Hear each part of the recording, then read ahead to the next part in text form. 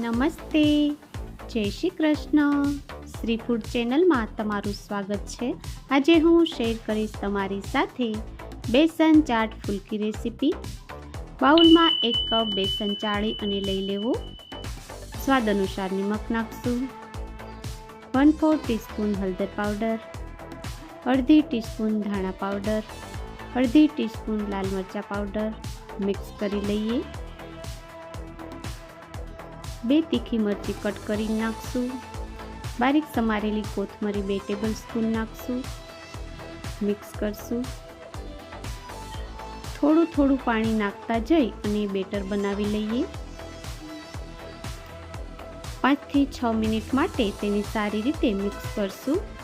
તેનાથી હવાના કણ ભરાશે અને ફુલકી પોચી બનશે.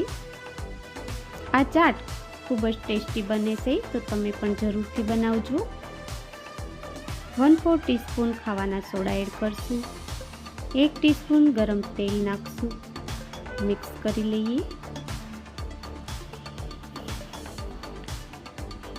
મીડિયમ ફ્લેમ પર તેલ ગરમ કરી લેવું.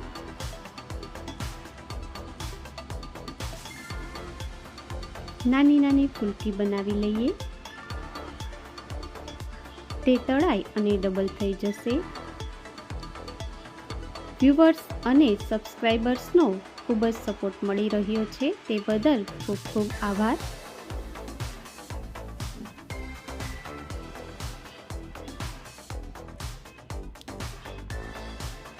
સારી રીતે તેને તળી લઈએ.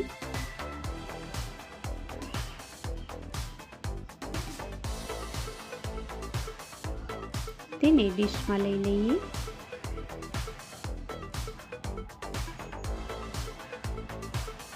અઢીસો ગ્રામ દહીં લીધું છે, તેને સારી રીતે ફેટી લઈએ. થોડું દૂધ નાખશું. તમે પાણીનો પણ ઉપયોગ કરી શકો. લિક્વિડ કન્સિસ્ટન્સી રાખશું.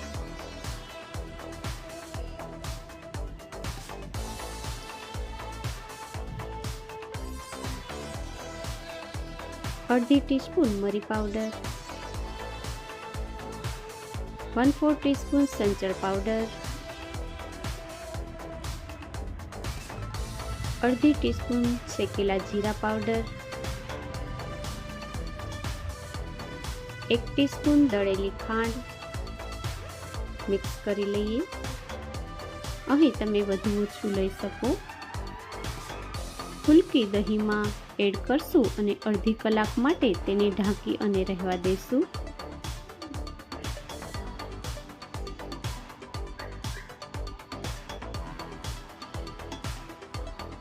બાઉલમાં સર્વ કરીએ.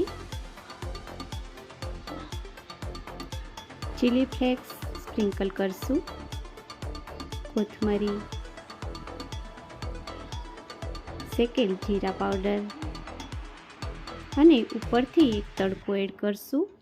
તેલ ગરમ, તેમાં જીરું, લાલ મરચાં અને હિંગ એડ કરશું અને તેમાં એડ કરી દઈશું. આ તડકાથી ચાટનો ટેસ્ટ ડબલ થઈ જાય છે, તેથી જરૂરથી એડ કરજો. હવે બીજી રીતે સર્વ કરી લઈએ. ચીલી ફ્લેક્સ, કોથમરી, જીરા પાવડર, ખજૂર આમલીની ચટણી, કોથમરી મરચાંની ચટણી એડ કરશું. બારીક સમારેલી ડુંગળી નાખશું. નાયલોન સેવ એડ કરશું. તો આપણી ચાટ તૈયાર છે. મારી આ રેસીપી તમને પસંદ પડી હોય તો લાઈક કરજો, મિત્રોને શેર કરજો અને સબસ્ક્રાઈબ જરૂરથી કરજો. Thank you for watching.